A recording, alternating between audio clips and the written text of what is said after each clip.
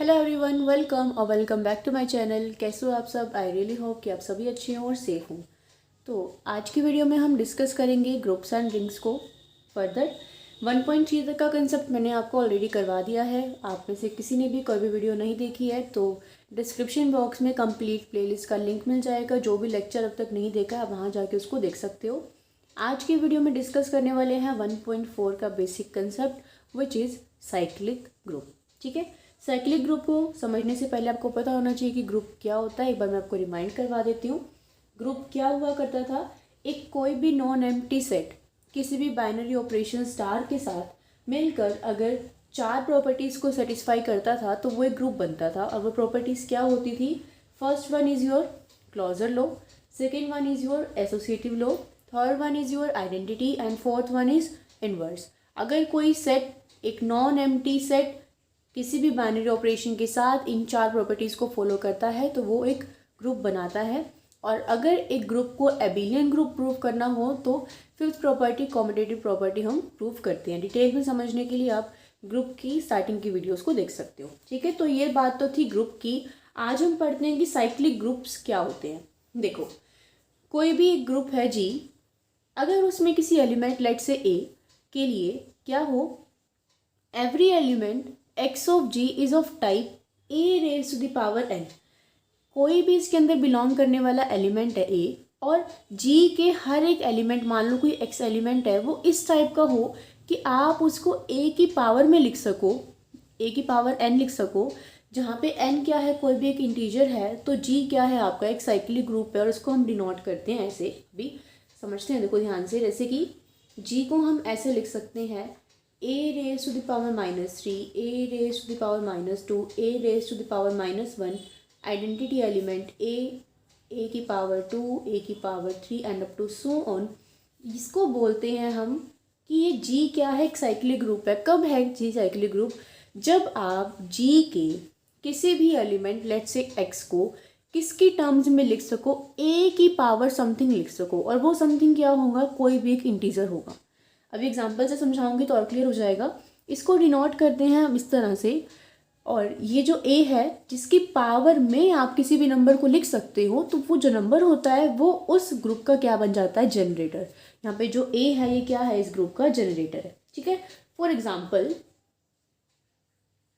हमने स्टार्टिंग में एक ग्रुप पढ़ा था जो कि क्या हुआ करता था, 1 -1 आयोटा एंड माइनस आयोटा। अब अगर मुझे देखना हो कि ये साइक्लिक ग्रुप है या नहीं, तो उसके लिए हम क्या करेंगे? देखो, इसके साथ जो बाइनरी ऑपरेशन हुआ करता था वो होता था मल्टीप्लिकेशन। इसके साथ बाइनरी ऑपरेशन क्या है, मल्टीप्लिकेशन। देखिए, अगर मैं ये देखना चाहूँ कि क्या मैं इसके हर एक एलिमेंट को आयोटा की टर्म्स में लिख सकती हूँ, अगर मैं इन हर एक एलिमेंट्स को आयोटा की समथिंग कुछ पावर में लिख दूँ, तो इसका मतलब आयोटा इसका क्या बन जाएगा, जनरेटर बन जाएगा। 1 को आप लिख सकते हो आयोटा की पावर 4, लिख सकते हो। -1 को आप लिख सकते हो आयोटा की पावर 2, आयोटा की पावर 2 इज़ -1। आयोटा को तो आप आयोटा ही लिखोगे और आयोटा की पावर 1 लिख लो। उसके बाद -1 को लिख सकते हो आयोटा की पावर 3। तो आपने क्या किया, आपने g को आयोटा के टर्म्स में लिख दिया। यानी कि एक g कोई ग्रुप है, उसके हर एक एलिमेंट को आयोटा की कुछ पावर में आपने रिप्रेजेंट कर दिया। आप 1 को लिख सकते हो आयोटा की पावर 4, आप -1 को लिख सकते हो आयोटा की पावर 2, आप आयोटा को लिख सकते हो आयोटा की पावर 1 एंड माइनस आयोटा को लिख सकते हो ना आयोटा की पावर 3। तो यहाँ पर क्या हो रहा है, हम किसी भी ग्रुप के सारे एलिमेंट्स को किसी एक पर्टिकुलर नंबर की पावर में लिख सकते हैं और वो नंबर भी उसी ग्रुप का होना चाहिए। तो आयोटा भी इसके अंदर बिलोंग करता है। तो इट मीन्स जो यहाँ पे ये ग्रुप है, इसका जो जनरेटर है वो क्या बन गया, आयोटा। आयोटा क्या है, इस ग्रुप का जनरेटर।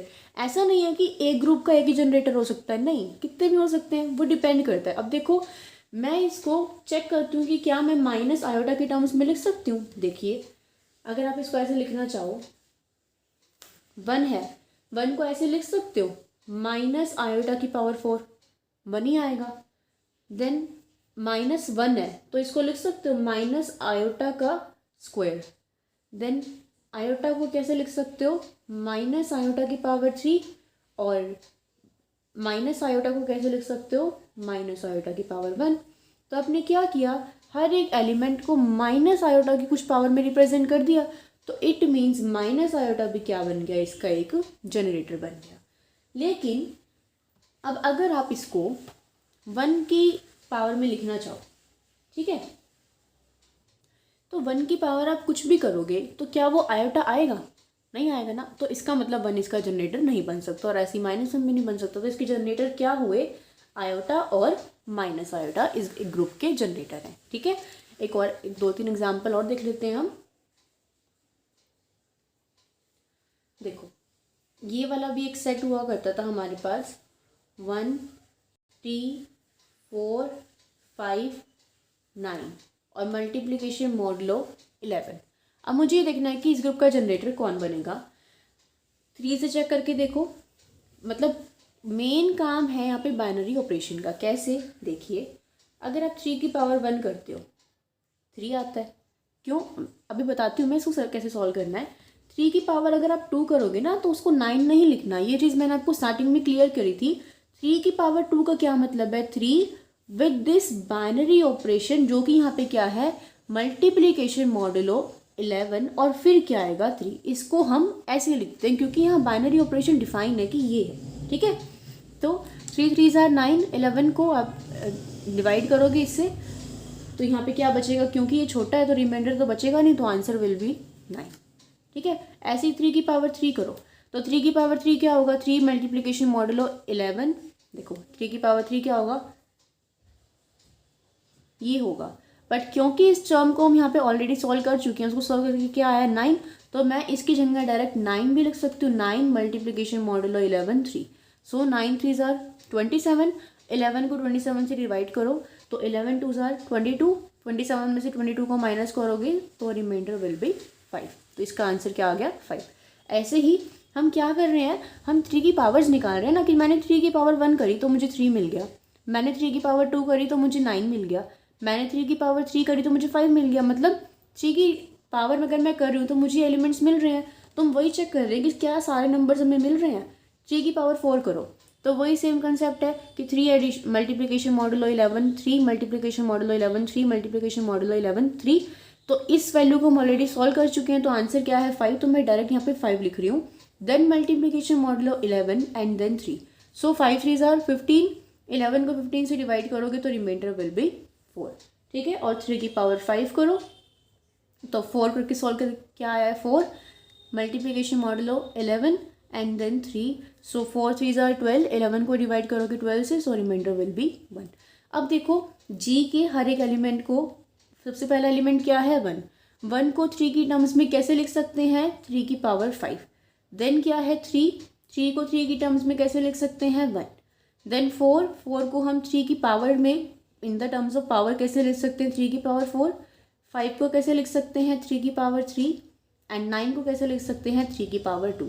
तो हर एक एलिमेंट को 3 की पावर में लिख सकते हैं ना। सो इट मीन्स इस ग्रुप का जनरेटर कौन हुआ 3। और भी होंगे, हमें चेक करना पड़ेगा, मतलब 3 तो है। ठीक है, 9 को चेक करके देख लेते हैं, 9 से भी हो जाएगा ये। आपको वैसे समझ में तो आ ही गया होगा कैसे करना है।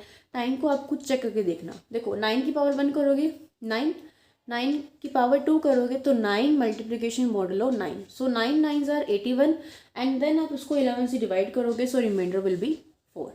देन 9 की पावर 3 करोगे तो यहाँ 4 आएगा, 4 multiplication modulo 11 and then 9। So 9 4s are 36, 11 से डिवाइड करोगे, रिमाइंडर विल बी 5।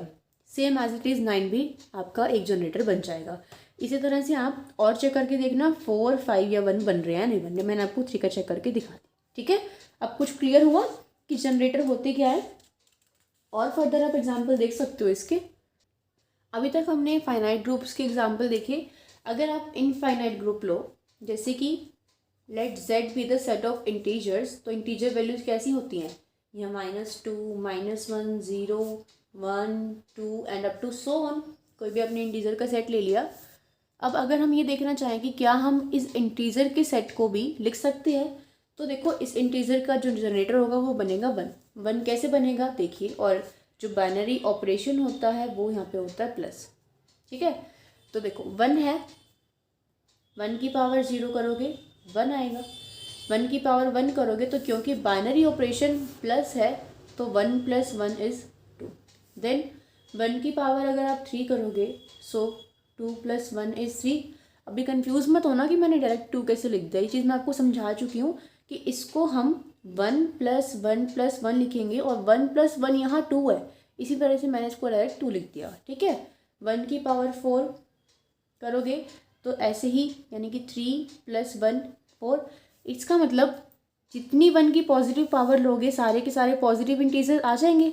1 की पावर 0 ली 1 आ गया, 1 की पावर 1 ली 2 आ गया, 1 की पावर 3 ली 3 आ गया, 1 की पावर 4 ली 4 आ गया। एज इट इज जितनी पावर बढ़ाते जाओगे उतने ही पॉजिटिव इंटीजर्स आते रहेंगे। ठीक है, अब देखो यहाँ 1 की पावर 0, देखो यहाँ 1 की पावर 0 0 होगा।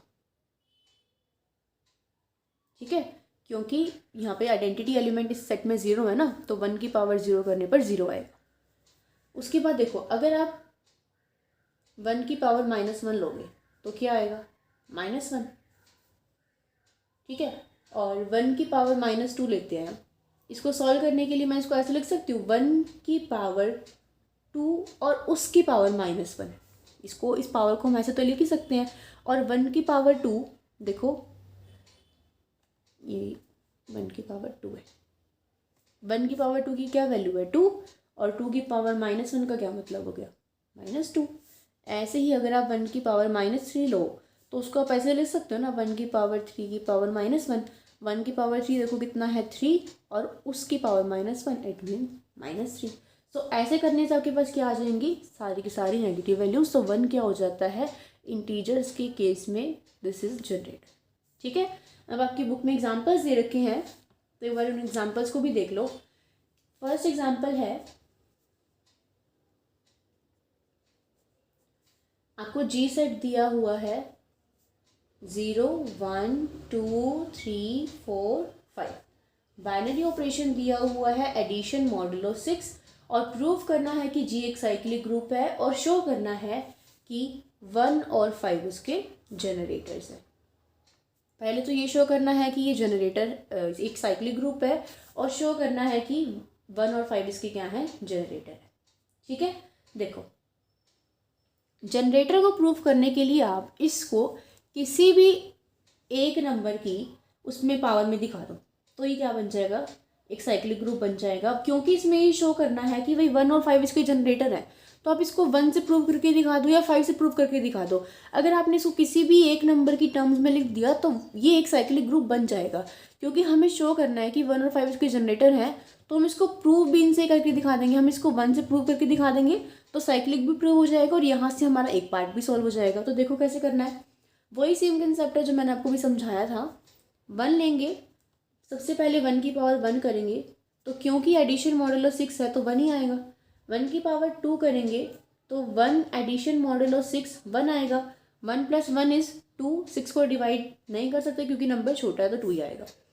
1 की पावर 3 करेंगे तो 2 एडिशन मॉडुलो 6 1 हो जाएगा। आप जब देखो तो ये कन्फ्यूजन मत रखना कि मैंने यहाँ डायरेक्ट 2 क्यों लिखा।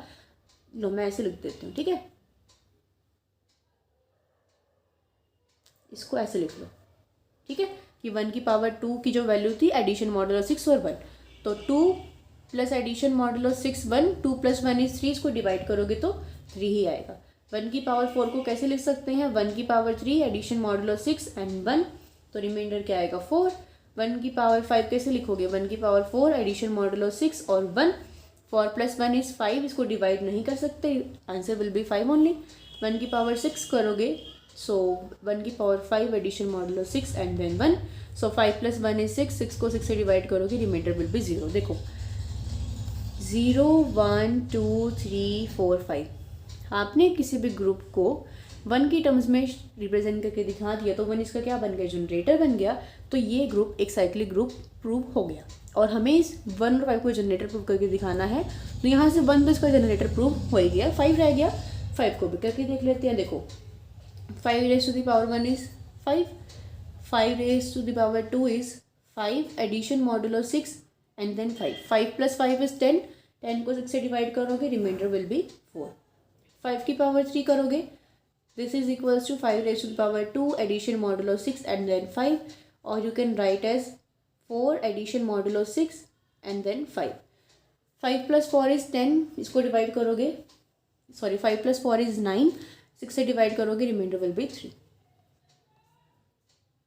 इसको 3 की पावर्स में लिख सकते हैं. 3 addition modulo 6 and then 5. 5 + 3 is 8. 6 से डिवाइड करोगे 2. यहाँ पे ऐड करना है, मल्टीप्लिकेशन मत करना गलती से, ठीक है. जो बाइनरी ऑपरेशन हो वही आपने परफॉर्म करना.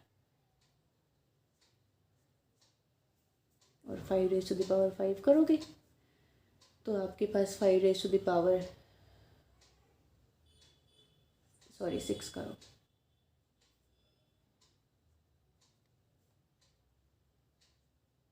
Reminder will B 0. सो देखो 0 1 2 3 4 5. इसको आपने हर किसी को आप 5 की टर्म्स में लिख सकते हो. तो इसको जी ग्रुप को आप 1 के जनरेटर में भी लिख सकते हो और 5 भी इसका क्या है, जनरेटर है. ठीक है, प्रूव हो गया. क्लियर है. जनरेटर का इस कंसेप्ट समझ में आ गया. किसी भी ग्रुप को साइक्लिक ग्रुप प्रूव करना हो तो कैसे प्रूव करते हैं, या फिर जनरेटर शो करना हो तो कैसे शो करते हैं. ठीक है, इतने ही एग्जाम्पल इनफ है, बहुत ज़्यादा करने की ज़रूरत नहीं है. अपने खुद से एक बस कोई भी एग्जाम्पल ट्राई करके देख लेना. एग्जाम्पल हो या क्वेश्चन हो या फिर जो मैंने आपको बोला था वो वाला पार्ट, उसमें 9 को प्रूव करना था, कुछ भी बस एक पार्ट करके देख लेना खुद से. ठीक है, उसके बाद देखो थ्योरम्स है. ज़्यादा थ्योरम तो नहीं करेंगे आज क्योंकि वीडियो फिर ज़्यादा लंबी हो जाएगी, बट थ्योरम इसके स्टार्ट कर लेते हैं. देखिए सबसे फर्स्ट थ्योरम क्या है इसकी. फर्स्ट थ्योरम है every cyclic group is an abelian group. अगर कोई भी ग्रुप, मतलब हर एक साइक्लिक ग्रुप एबिलियन ग्रुप होगा, और लेकिन इसका कन्वर्स टू नहीं होता. ये बात ध्यान रखना, बुक में थ्योरम नहीं है बट मैं आपको बता रही हूँ कि इसका कन्वर्स टू नहीं होता. हर एक साइक्लिक ग्रुप एबिलियन ग्रुप होता है, ये हमें प्रूव करना है. ठीक है, देखो आपको पता है ना एबिलियन ग्रुप क्या होता है. मैंने आपको वीडियो की स्टार्टिंग में भी बताया था. कोई भी ग्रुप अगर कॉम्पिटिटिव लॉ को भी फॉलो करता है, होल्ड करता है, तो वो ग्रुप एक एबिलियन ग्रुप बन जाता है. और साइक्लिक ग्रुप तो आपने देखा है कि क्या होता है. तो इसका प्रूफ करते हैं अब हम. देखो साइक्लिक ग्रुप को एबिलियन ग्रुप शो करना है तो साइक्लिक ग्रुप तो कोई लेट करना पड़ेगा. तो मैं लेट कर लेती हूँ. Let G generated by a be any cyclic group. मैंने ये कोई भी एक साइक्लिक ग्रुप लेट कर लिया. ठीक है, अब एबिलियन शो करना है तो याद रखो कि एबिलियन की प्रॉपर्टी क्या होती है, जो कम्यूट करे. कम्यूट का मतलब x इंटू वाई करो या y इंटू एक्स करो, सेम आए. तो उसके लिए क्या करना पड़ेगा, कोई भी 2 एलिमेंट लेने पड़ेंगे. तो वही कर रहे हैं हम कि हम कोई भी 2 एलिमेंट ले लेते हैं. Let x and y belonging to G be any 2 arbitrary elements. देखो ये थ्योरम्स ना बिल्कुल आसान होती है अगर आप इनको समझ करो. तो आपको बस ये शो करना, देखना है कि हमें दे क्या रखा, प्रूव क्या करना है. साइक्लिक ग्रुप को एबिलियन ग्रुप प्रूव करना है तो साइक्लिक ग्रुप मान लो. एबिलियन ग्रुप प्रूव करना है तो ये याद करो कि एबिलियन ग्रुप प्रूव करने के लिए करना क्या होता है. बस वही चीज़ उठा के चलो, लेट करके चलो और उसको ही शो कर दो. थ्योरम्स का कभी भी रट्टा लगाओगे तो कभी भी समझ में नहीं आएगी. समझ के करोगे तो बहुत आसान लगेगी. ठीक है, अब देखो नाउ एक्स एंड वाई कहाँ से बिलोंग कर रहे हैं, जी से बिलोंग कर रहे हैं. और जी को हमने कैसे डिफाइन किया हुआ है कि ये ए से जनरेटेड है. ए से जनरेटेड है मतलब ए इसका क्या है, जनरेटर है. ए इसका जनरेटर है तो हम जी के हर एक एलिमेंट को ए की कुछ पावर में लिख सकते हैं. अब एक्स भी इसका एलिमेंट है और वाई भी इसका एलिमेंट है. तो मैं एक्स को तो ए की पावर एम में लिख देती हूँ और वाई को ए की पावर एन में लिख देती हूँ. यहाँ पे हमें लिखना पड़ेगा कि एम एंड एन क्या है, कोई भी 2 इंटीजर है, क्योंकि वहाँ पे कंडीशन थी कि एन इंटीजर होना चाहिए और ए इसका जनरेटर है. तो ए की कुछ इंटीजर पावर में, हमें नहीं पता ना कि वो पावर क्या है. तो मैंने एक्स को ए की पावर एम लिख दिया और वाई को ए की पावर एन लिख दिया. अब कम्यूट शो करना है तो एक्स वाई की प्रोडक्ट तो लेनी पड़ेगी. तो एक्स वाई को कैसे लिखूंगी मैं, ए की पावर एम और ए की पावर एन. अब बेस सेम है तो पावर्स ऐड हो जाएंगी, A raise to the power M plus N हो जाएगा ये. ठीक है, एक्स वाई को हमने क्या लिख दिया, A raise to the power M plus A raise to the power N. अब क्योंकि ये दोनों क्या है, इंटीजर्स हैं, तो इंटीजर में आप एडिशन कैसे भी परफॉर्म करो, 2 + 1 करो तो भी 3 आएगा, 1 + 2 करो तो भी 3 आएगा. तो इसको ऐसे भी लिख सकते हैं हम कि a raise to the power n plus m। ऐसे हम इसलिए कर रहे हैं क्योंकि मुझे शो करना है कि x y y x के इक्वल होगा, उसके लिए मेरे को ये करना पड़ेगा। अब a raise to the power n plus m है, इनको अलग अलग कर दो, a की पावर n डॉट a की पावर m। तो इधर तो एक्स वाई चल ही रहा था। अब देखो a की पावर n कौन था, y था, और a की पावर m कौन था, x था। बस ये चीज़ शो करने के लिए हमने यहाँ पे क्या किया, कुछ भी नहीं किया, इंटीजर वाला रूल अप्लाई कर दिया। कुछ था मुश्किल इसमें, X Y equal to Y X आ गया, तो मतलब ये कम्यूट कर गए, तो hence this is an abelian group.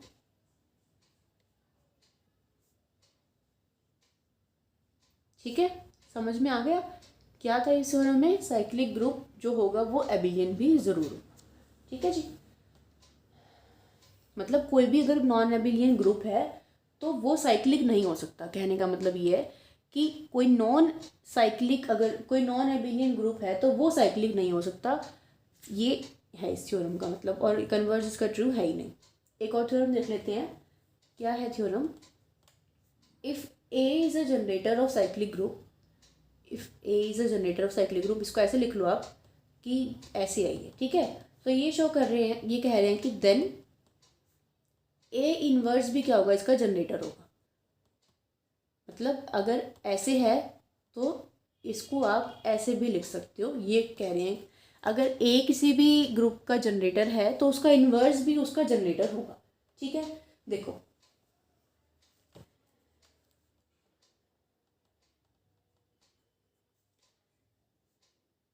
हमें क्या दिया हुआ है कि जी कोई भी एक साइक्लिक ग्रुप है, बी यानी साइक्लिक ग्रुप, और मुझे प्रूव करके दिखाना है कि इसका इन्वर्स भी इसका जनरेटर होगा। ठीक है, तो देखो उसको प्रूव करने के लिए मैंने कोई भी एक एलिमेंट लिया, let x belonging to be G, be यानी आर्बिट्रेरी एलिमेंट, मैंने इसका कोई भी क्या ले लिया, एक एलिमेंट ले लिया। ठीक है, अब एक्स कहाँ बिलोंग कर रहा है, जी में बिलोंग कर रहा है, और जी है क्या, जनरेटेड बाय ए है। तो मतलब एक्स को मैं वही सेम कंसेप्ट ए की किसी पावर में लिख सकती हूँ।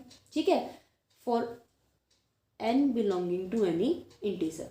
अब देखो किसी भी पॉजिटिव पावर को मुझे इसको इन्वर्स दिखाना है ना, ए की पावर माइनस लेके आनी है, तो इसको मैं क्या करूँ, एक्स इज इक्वल टू ए की पावर एन है, तो इसको इन्वर्स दिखाने के लिए इसको ऐसे लिख दूँ माइनस एन। अगर आप ए की पावर -1 की पावर -n लोगे तो माइनस माइनस प्लस रहेगी, तो ए की पावर n की मैंने ए की पावर n को इस टर्म में लिख दिया। ठीक है, फॉर सम ए इनवर्स। तो देखो अगर आपने x को इसकी पावर में लिख दिया, अब क्योंकि x इस g के अंदर बिलोंग कर रहा था तो ये भी इसके अंदर बिलोंग करेगा, है ना। यानी कि a इनवर्स की कुछ पावर करने पर आपको क्या मिला है, x मिला है, समझ रहे हो।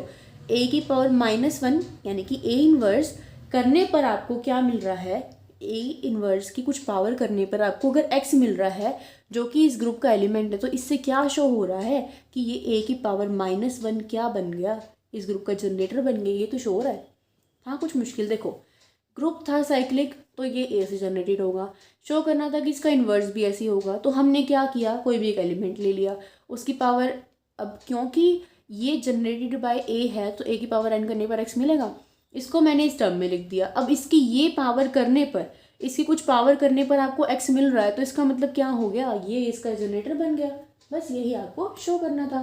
ठीक है, उसके बाद एक थ्योरम है, उसमें थोड़ा सा टाइम लग जाएगा, लेकिन ये वीडियो ऑलरेडी 24 मिनट की होने वाली है, इसमें नहीं करवा रही, फिर मैं वो करवाऊँगी आपको नेक्स्ट वीडियो में। इसमें आपकी ना 9 थ्योरम नहीं 10 है, 10 थ्योरम्स है टोटल, तो आज 2 हो गई हैं, जल्दी से करवाती हूँ इसको, ये चैप्टर आपका फिनिश होने वाला है फिर। ठीक है, ये समझ में आ गया होगा आपको, कुछ भी मुश्किल तो था नहीं।